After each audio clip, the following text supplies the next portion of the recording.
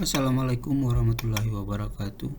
Salam sejahtera untuk kita semua, bagi Anda khususnya para pegiat sukses dalam rangka pembahasan soal-soal tes kepemiluan, khususnya bagi Anda yang berminat ingin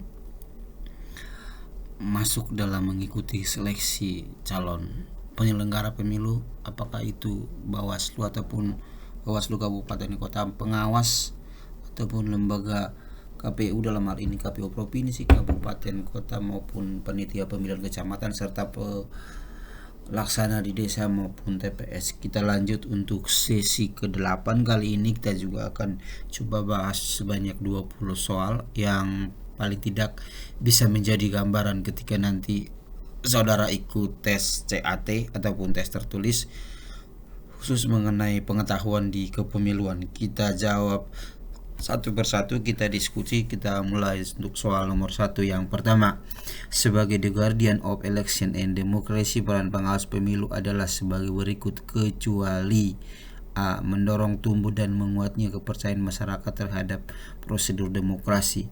B. Melemahnya orientasi pemimpin pada pembangunan negara hukum yang demokratis. C. Mencegah pudarnya kepercayaan rakyat. D. Menyelesaikan tindak pidana pemilu. E. Katalisator konflik kekerasan.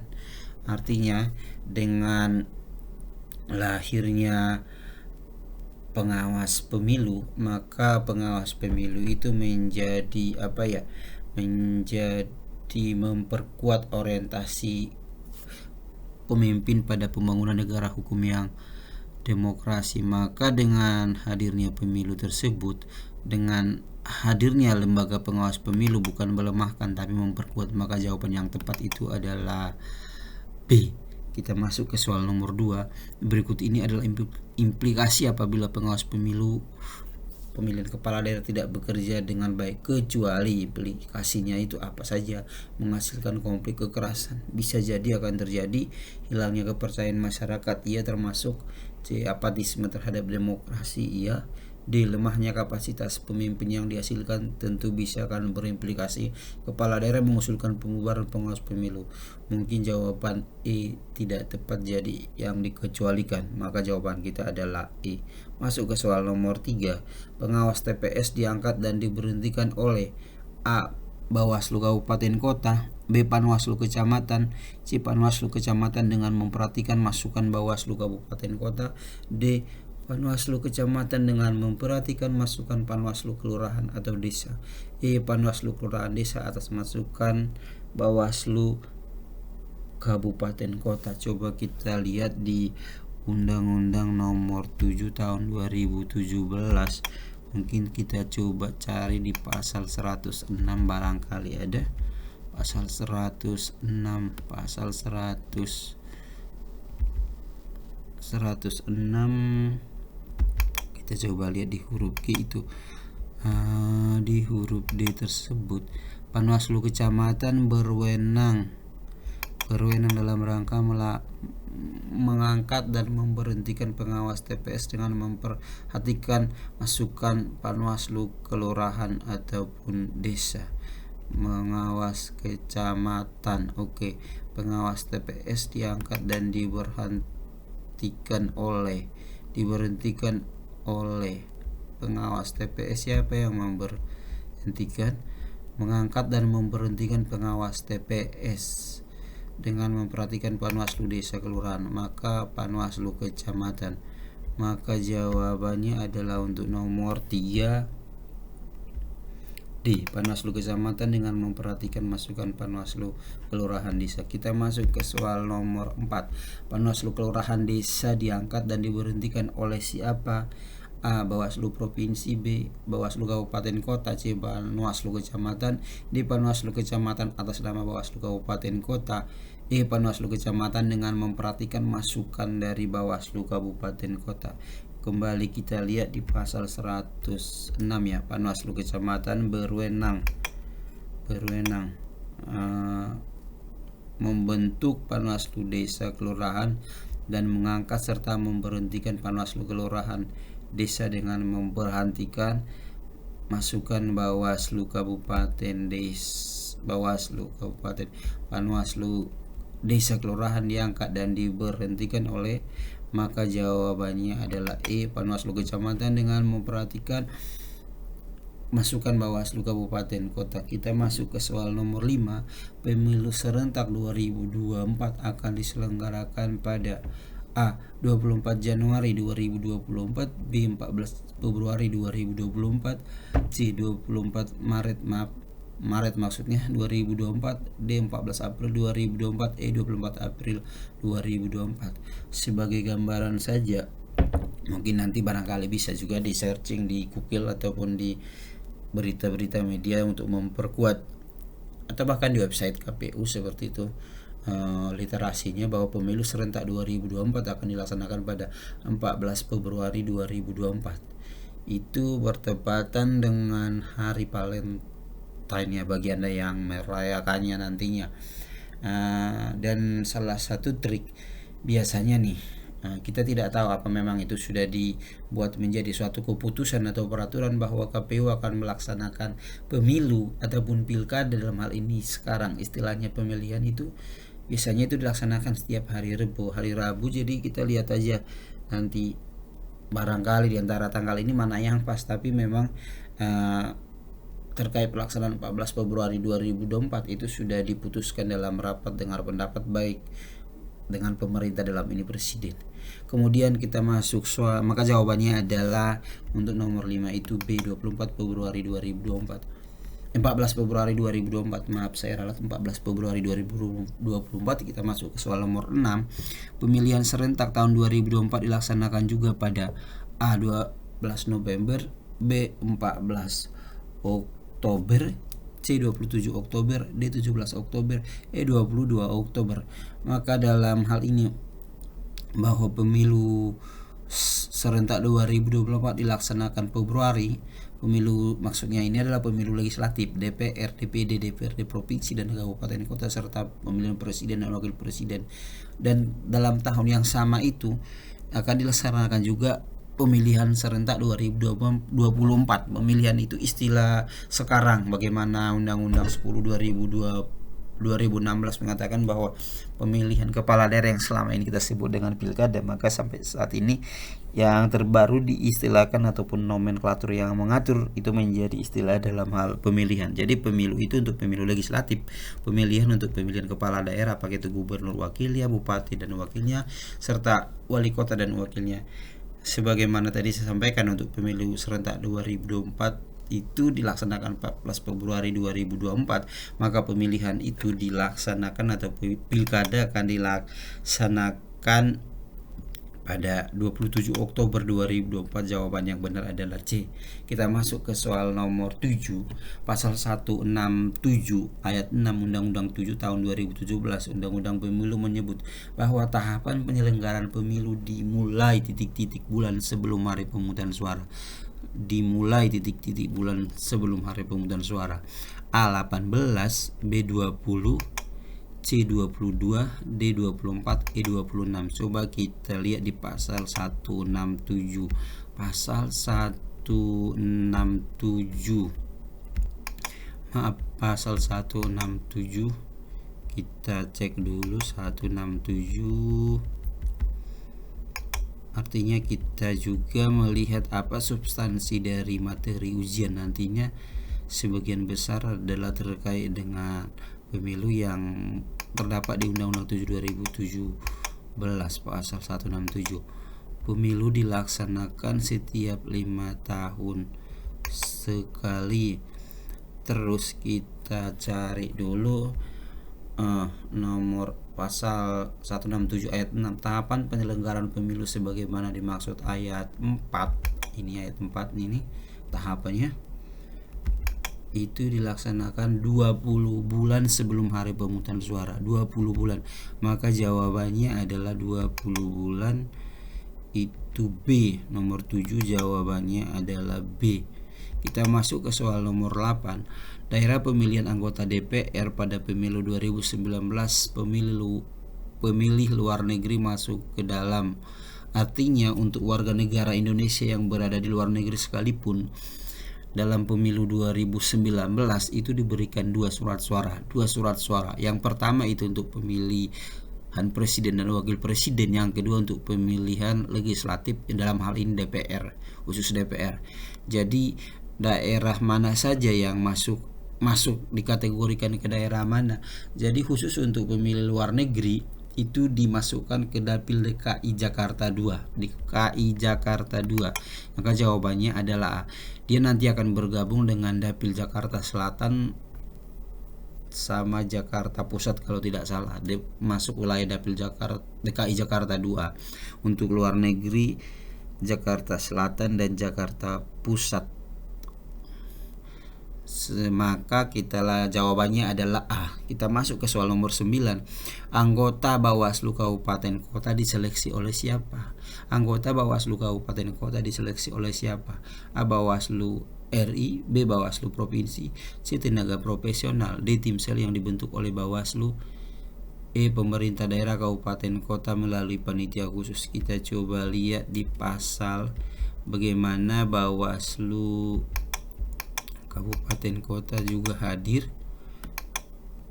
Siapa yang melakukan seleksi terhadap Bawaslu Kabupaten Kota? Kita lihat pasal yang mengatur terkait, mungkin di pasal 87 ya.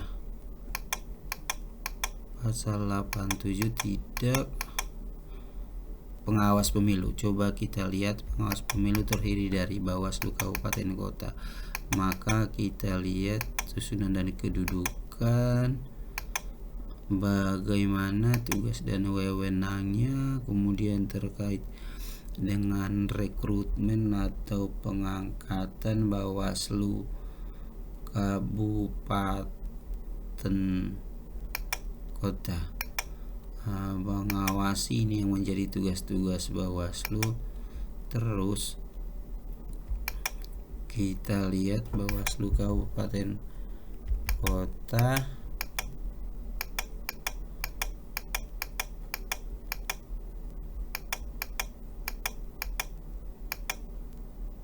pengangkatan dan pemberhentian Bawaslu. Terus kita masuk kepada Bawaslu Provinsi, Bawaslu Kabupaten Kota. Bawaslu, ini sebenarnya pasal 128 langsung disebutkan ya. Bawaslu membentuk tim seleksi untuk menyeleksi calon anggota Bawaslu Kabupaten Kota. Maka dalam hal ini anggota Bawaslu Kota diseleksi oleh tim seleksi yang dibentuk oleh Bawaslu. Maka jawabannya adalah D, sebagaimana dari ketentuan pasal 128. Kita masuk ke soal nomor 10. Anggota Panwaslu Kecamatan diseleksi dan ditetapkan oleh siapa? Anggota Panwaslu Kecamatan diseleksi dan ditetapkan oleh siapa? Kita lihat dulu kembali ke Undang-Undang Nomor 7 tahun 2017 Panwaslu Kecamatan. Kita sama-sama. Anggota Panwaslu Kecamatan diseleksi dan ditetapkan oleh Bawaslu Kabupaten Kota. Jadi yang melaksanakan menyeleksi dan menetapkan itu Bawaslu Kabupaten Kota. Maka jawaban nomor 10 adalah C. Bukan Bawaslu, bukan Bawaslu Provinsi, apalagi camat, namun Bawaslu Kabupaten Kota diberikan kewenangan sebagaimana pasal yang diatur dalam Undang-Undang 7 tadi. Nomor 11. Di antara partai politik berikut manakah yang tidak sesuai terkait ambang batas parliamentary threshold hasil pemilu 2019? Yang tidak sesuai, kalau kita buat parliamentary, A. Nasdem dan PKS, B. Gerindra dan PDI, C. P3 dan Golkar, D. Demokrat dan PAN, E. PKB dan Perindo. Kalau kita sebut dengan parliamentary threshold, itu adalah partai-partai yang mempunyai perolehan suaranya itu ambang batas minimal 4% dari suara nasional, 4%. Jadi ini hanya dimiliki oleh partai yang sekarang mempunyai wakil DPR RI untuk hasil 2019. Jadi ini ada 9 partai yang masuk kategori ini. Mana saja partai-partai dimaksud? Ada 9 partai. Kita coba cari. Ada 9 partai yang masuk kategori ini. Ini dia partainya yang masuk PKB 1, Gerindra 2, PDIP 3, Golkar 4, Nasdem 5, 6 PKS, 7 P3, 8 PAN, dan 9 Hanura. Hanya 9 partai. Jadi kita baca di itu Nasdem dan PKS juga tadi ada, Gerindra dan PDI ada, P3 dan Golkar juga ada, Demokrat dan PAN ada, PKB ada, Perindo tidak ada. Artinya tidak dia masuk dalam parliamentary threshold, tidak mempunyai wakil di Senayan. Jadi yang benar jawabannya itu yang tidak sesuai artinya yang kecuali, maka jawabannya adalah PKB dan Perindo. Untuk PKB-nya mungkin memenuhi, tapi karena Perindo-nya tidak memenuhi, maka jawabannya adalah Kita masuk ke nomor 12, aturan presidensial threshold. Tadi kita bahas di nomor 11 terkait dengan parliamentary threshold. Sedangkan ini presidensial threshold dalam undang pasal 222 Undang-Undang nomor 7 tahun 2017, pasal 222 ya, 222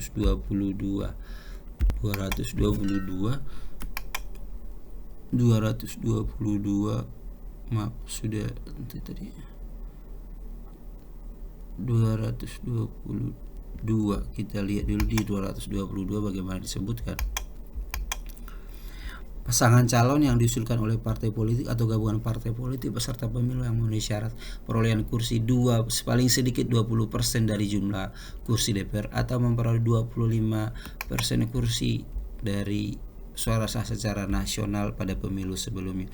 Artinya dia itu harus memiliki 20% jumlah suara secara nasional, atau dia juga memperoleh 25% kursi secara nasional, 25% kursi dari total jumlah kursi yang ada di Senayan. Maka jawaban yang tepat adalah untuk A 4 sama 8, B 20 25, C 10 5, D 23 25, E 10 12. Maka jawabannya adalah B sesuai ketentuan pasal 222. Kita masuk ke soal nomor 13. Pada pemilu 2019 jumlah partai lokal adalah sebanyak A 12, B 4, C 8, E 6, D 6, E 10. Jumlah partai lokal ya.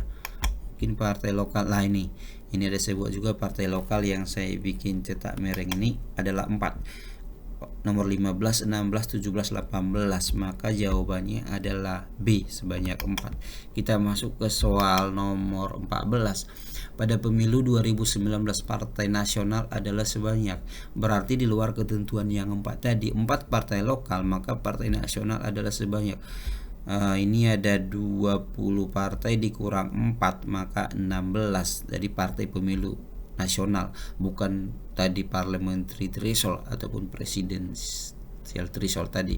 Ada yang ikut berkontestasi kemarin, maka jumlahnya itu ada sebanyak 16 partai. Coba kita lihat jawaban yang benar adalah jawabannya A. Kita masuk ke soal nomor 15. Siapa yang berwenang menyeleksi dan menetapkan anggota Panwaslu Kelurahan Desa? Anggota Panwaslu Kelurahan Desa. Siapa yang berwenang menyeleksi dan menetapkan? Mungkin tadi sudah dijawab ya. Yang berwenang menetapkan itu adalah nomor 15.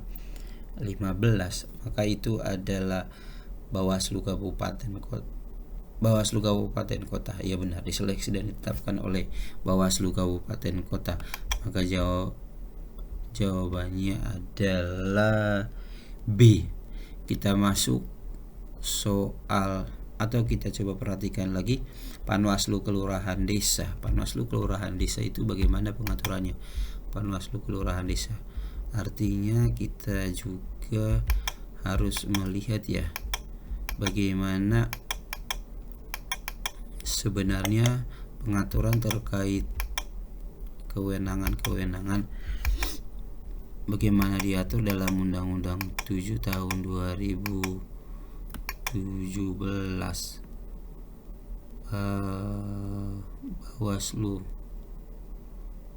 Bawaslu. Terus kita masuk pengangkatan dan pemberhentian. Kita lihat dulu Panwaslu Kecamatan Terus Panwaslu kelurahan desa, Bawaslu kelurahan desa, bagaimana disebut tadi, Panwaslu kecamatan, Panwaslu kelurahan desa diseleksi dan ditetapkan dengan keputusan Bawaslu kecamatan. Maaf, berarti jawabannya adalah ditetapkan oleh Panwaslu kecamatan. Kita lihat pasal 132 Panwaslu kecamatan. Makanya tadi saya coba kita giring ke undang-undang tadi karena saya tidak begitu yakin, masih ragu. Jadi jawabannya adalah D. Kita masuk di soal nomor 16. Provinsi Jawa Barat, maksudnya pada pemilu 2019 dengan jumlah penduduk di atas 20 juta jiwa, maka jumlah anggota DPRD provinsi adalah sebanyak untuk Jawa Barat jika dia 20 juta jiwa.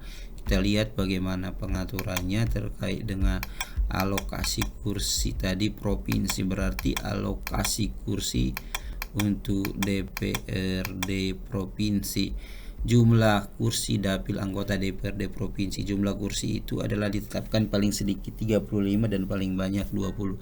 Tadi kita kasus soal itu Jawa Barat di atas 20 juta, totalnya berarti 120 kursi, maka jawabannya adalah E. Kita masuk ke soal nomor 17. Jumlah daerah pemilihan pada pemilu tahun 2019 untuk anggota DPR adalah sebanyak jumlah daerah pemilihan. Ini jumlah daerah pemilihan atau jumlah anggota? Jumlah daerah pemilihan. A 550, B 575, C 600, D 625, E 650. Kita lihat juga jumlah daerah pemilihan untuk pemilu anggota DPR RI. Jumlah dan kursi. Mungkin jumlah kursi maksudnya ya. Jumlah kursi anggota DPR ditetapkan 575. Mungkin soalnya yang tidak pas. Jumlah kursi, maaf kita ralat jumlah kursi. Jumlah kursinya itu adalah 575, bukan daerah pemilihan. Mungkin ini koreksi ya. Jumlah kursi pada pemilunya DPR sebanyak 575. Jawabannya B. Kita ralat. Masuk soal nomor 18. Jumlah anggota DPD pada pemilu 2019 adalah sebanyak jumlah anggota DPD. Kita lihat lagi bagaimana pengaturan terkait anggota DPD. Ini saya buat sedikit rangkuman anggota DPD itu bagaimana sebenarnya pengaturannya itu. Oh ini jumlah kursi daerah pemilihan anggota DPD. Jumlah kursi anggota DPD itu setiap provinsi ditetapkan sebanyak 4. Daerah pemilihannya cakupan provinsi. Jadi satu daerah pemilihan aja satu provinsi seperti itu. Berarti jika ada 34 provinsi pada 2019 maka jumlah daerah pemilihannya 34. Jumlah kursinya 4 kali 34. Maka jawabannya adalah 4 kali 34 ya 136. D. Kita masuk ke soal nomor 19. Jumlah kursi DPRD provinsi ditetapkan paling sedikit dan paling banyak. Paling sedikit dan paling banyak. DPRD provinsi itu paling sedikit dan paling banyak. Mungkin ada sebuah rangkumannya. DPRD provinsi, jumlah DPRD kabupaten kota ini masuk ke provinsi. Jumlah kursi DPRD provinsi ditetapkan paling banyak 35 dan paling banyak 120. 35 minimal, paling banyak 120. 120 tadi contohnya Jawa Barat ya, dengan jumlah penduduk 20 juta jiwa. Maka untuk menjawab nomor 19 ada yang 35, 120. Oh ya, langsung ketemu jawabannya. 19 itu adalah jawabannya A. Kita masuk di soal nomor 20. Jumlah kursi di setiap dapil anggota DPR paling sedikit titik-titik dan paling banyak kursi anggota DPR maksudnya jumlah kursi setiap dapil. Oh, jumlah kursi setiap dapil, per dapil maksudnya, bukan total semuanya. Maka dalam setiap daerah pemilihan itu untuk pemilihan anggota DPR RI, dalam satu dapil itu ada minimal kursi dan ada maksimal. Kita coba lihat di sini bagaimana penentuan kursi dan dapil untuk DPR RI. Jumlah kursi DPR sebanyak 575 untuk totalnya. Terus terkait dengan dapil di pasal 187, dapil anggota DPR adalah provinsi, kabupaten, kota atau gabungan. Nomor 2, jumlah kursi setiap dapil anggota DPR paling sedikit 3 dan paling banyak 10. Paling sedikit 3 dan paling banyak 10 ada tidak? Jawabannya 5, 12, 4, 11, 5 dan 10. Iya benar, jawabannya adalah C. Jawabannya adalah C. Kita lanjut ke soal berikut. Oh tidak ada, sudah habis. Baik, demikian untuk sesi ke-8. Kita lanjut untuk sesi berikutnya. Dan Bapak Ibu peserta ataupun yang berminat untuk calon penyelenggara, usahakan untuk senantiasa mengulang-ulang soal supaya lebih memahami. Dan mungkin saya juga sudah buat semacam ilustrasi ataupun kisi-kisi terkait Undang-Undang 7 2017, apa-apa saja hal-hal yang mungkin nanti menjadi potensi atau substansi dalam pertanyaan soal-soal dimaksud. Mungkin juga di antara 25 kita akan ketemu lagi di pertemuan berikutnya. Mungkin sekian dari saya. Selamat sukses untuk Bapak Ibu para pegiat sukses menanti Anda semua tercapai apa yang menjadi keinginannya. Mungkin demikian untuk pertemuan kali ini. Saya akhiri. Assalamualaikum warahmatullahi wabarakatuh dan terima kasih. Salam sehat.